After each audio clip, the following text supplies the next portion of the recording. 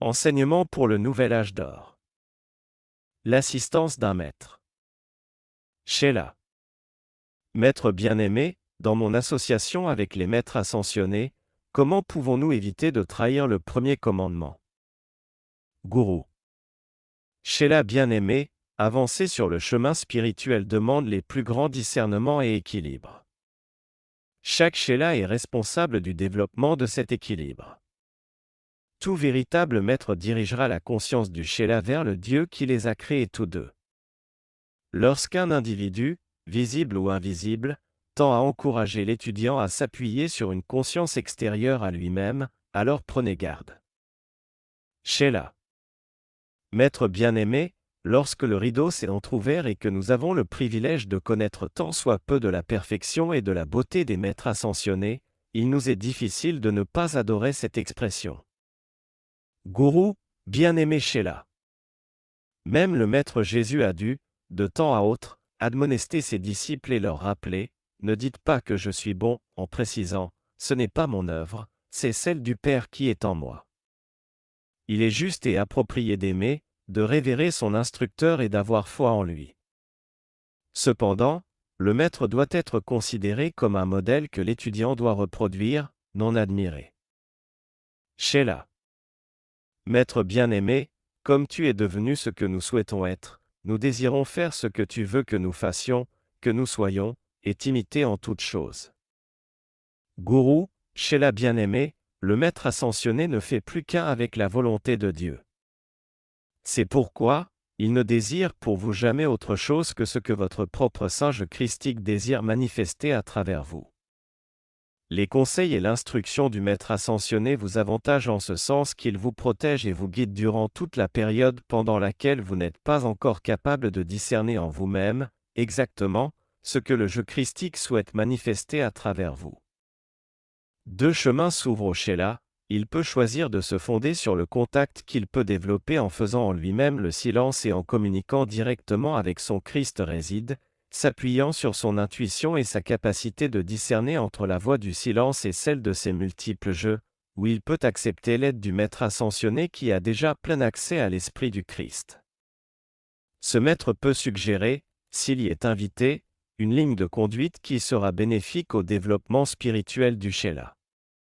Un vrai maître n'ordonne ni n'impose jamais de ligne de conduite que le Sheila doive suivre par crainte ou par superstition. Toute coopération avec la grande fraternité blanche est volontaire et provient du désir de la part du Sheila de savoir comment atteindre plus rapidement le sommet de l'accomplissement. Les étudiants sur le chemin se répartissent généralement en deux groupes, ceux qui acceptent l'assistance et la sagesse supérieure de guides qui, avant eux, ont parcouru le chemin, et qui, par leur acceptation, gravissent tout droit la montagne, et ceux qui préfèrent fixer leur propre rythme et monter en colimaçon autour de la montagne sans l'assistance de volontaires d'en haut. Les deux options sont sûres, mais l'audacieux qui saisit la main du maître arrive plus rapidement au sommet, encore que la rigueur de l'ascension, avant qu'il n'atteigne le point culminant, puisse parfois tempérer son ardeur. Sheila. Maître bien-aimé. Alors, nous ne devons adorer et aimer que le Dieu qui anime votre cœur et le nôtre. Nous devons vous révérer pour votre service et pour votre exemple. Est-ce que telle est la loi? Gourou. Disciples bien-aimés, voici les services des maîtres ascensionnés, conduire le Sheila à l'endroit sacré du Très-Haut, développer sa capacité à trouver et à projeter sa propre nature divine, se réjouir de partager avec le Sheila le développement de son propre plan divin en lui fournissant une méthode de travail, mais sans appliquer la loi pour lui, par de sages conseils, protéger le Sheila des pièges disséminés sur le chemin.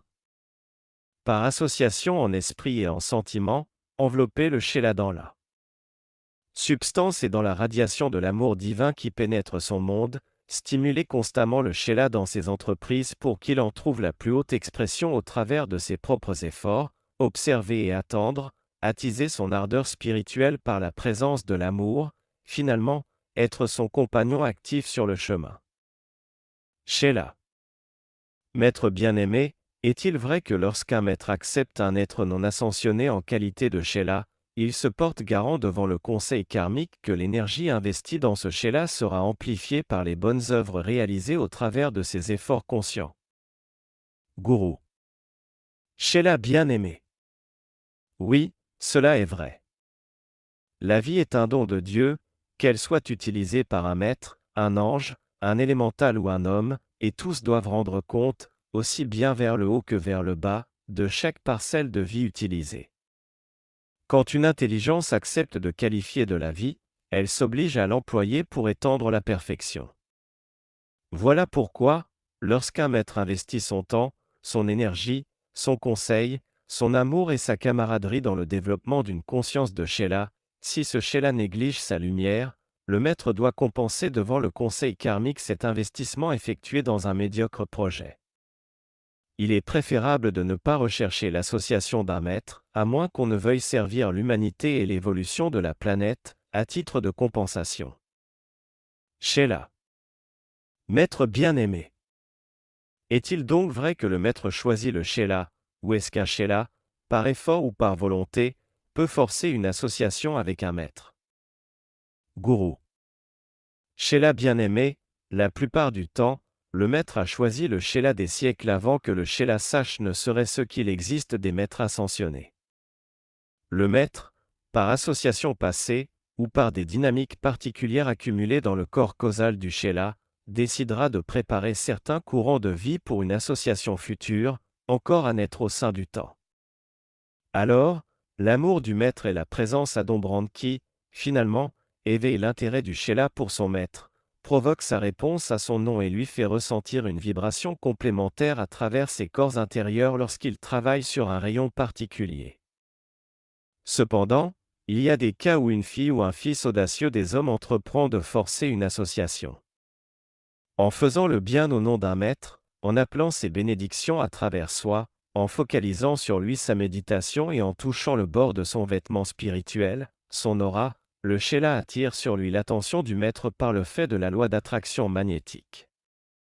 Une association naît alors, qui résulte de l'ambition de l'être non ascensionné. Il s'agit d'une association plus difficile, parce qu'à l'image des plantes de forcerie, tout ce qui est forcé demande plus d'attention et de soin que ce qui se développe par la dynamique et le mérite personnel. Sheila. Maître bien-aimé, comment pouvons-nous trouver le maître particulier qui est notre promoteur, notre guide et notre gourou? Gourou.